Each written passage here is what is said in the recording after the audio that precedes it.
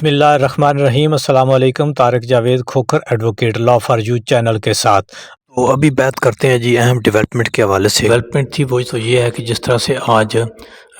قاضی صاحب نے یعنی سپریم جوڈیشل کونسل نے مظاہر علی نقوی جسٹس صاحب کے جو استعفیٰ دیا ہے اس کے باوجود بھی انہوں نے ایک کارروائی جاری رکھ کے اور مزید کارروائی کو آگے جاری رکھنے کا جو عندیہ دیا ہے، یہ ایک عدالتی تاریخ میں سپریم جوڈیشل کونسل کی تاریخ میں بہت ہی ایک انپریسیڈنٹڈ ہے، اور یہ پہلی دفعہ ہوا ہے کہ قاضی صاحب نے یہ ایک ایسی روایت ڈالی ہے کہ ماضی میں تو اگر کوئی استعفیٰ دے جاتا ہے تو وہ پھر اس کے خلاف جو کارروائی ہوتی ہے وہ بند کر دی جاتی ہے۔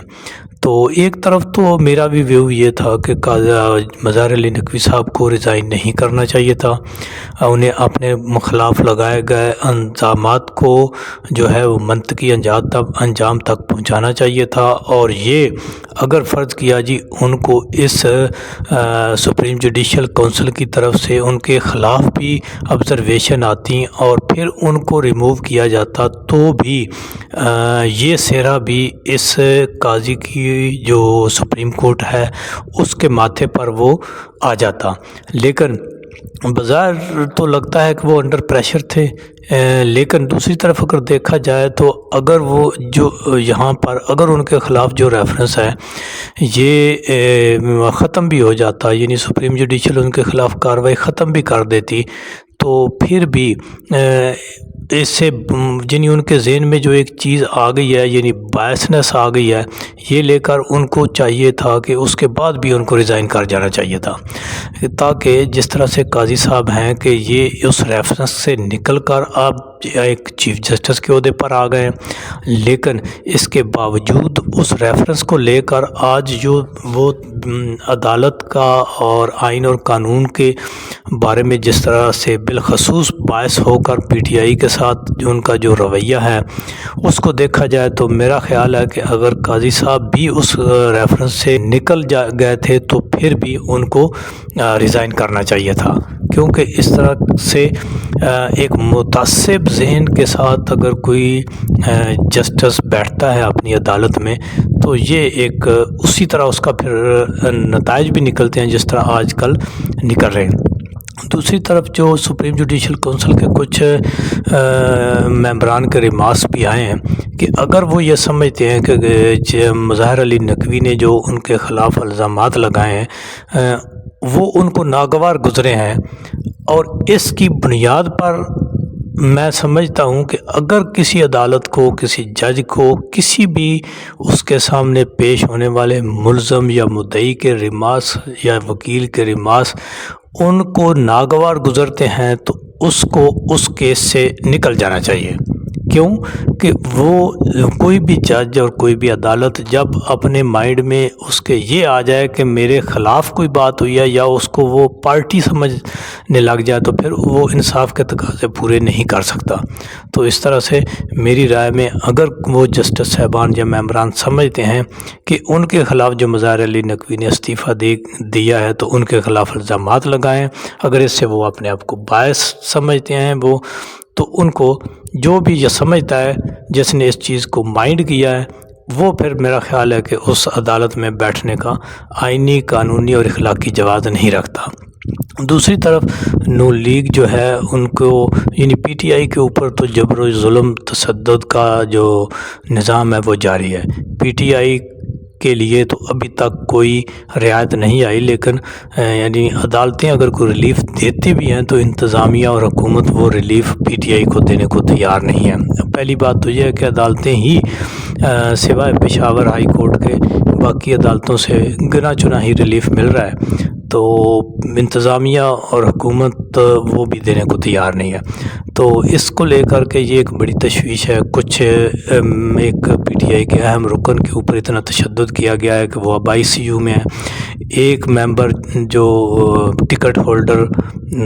بیرون ملک سے آئے ہیں ان کو ایئرپورٹ سے ہی اغوا برائے بیان کیا گیا اور ان سے بیان دلوایا گیا،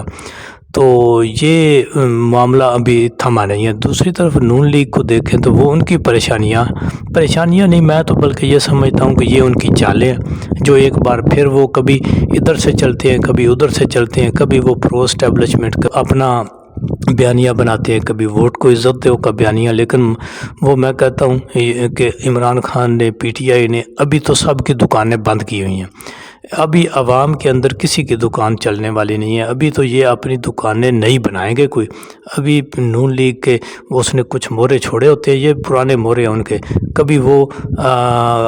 ان کی منافقت اس طرح سے نکل کے سامنے آتی ہے کہ کبھی وہ کہتے ہیں کہ جی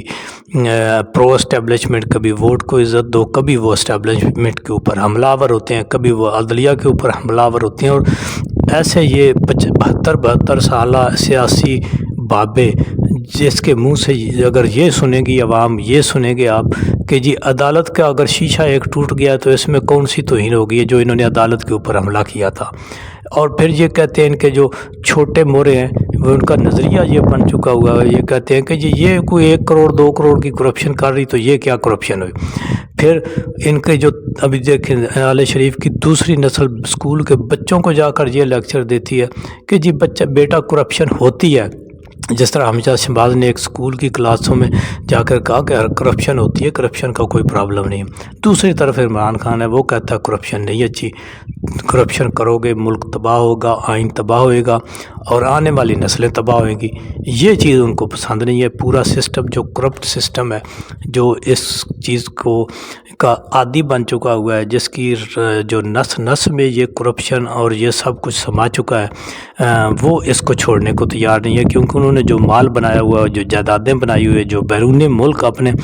پلازے جائیدادیں اور بچوں کی سیٹلمنٹ بنائی ہوئی ہے، وہ سمجھتے ہیں کہ یہ ہمارے لیے اس میں یہ خطرے کی بات ہے۔ حالانکہ آئین اور قانون کے اوپر اگر چلیں گے تو ان کو باہر جانے کی ضرورت نہیں ہے اپنے ملک کو چھوڑ کر۔ یہ ملک کے اندر تو آتے ہیں حکومت کرنے کے لیے، وہ لوٹ کر باہر لے جاتے ہیں اور ان کا مستقبل بیرون ملک ہے، ان کا بچوں کا مستقبل بیرون ملک میں ہے۔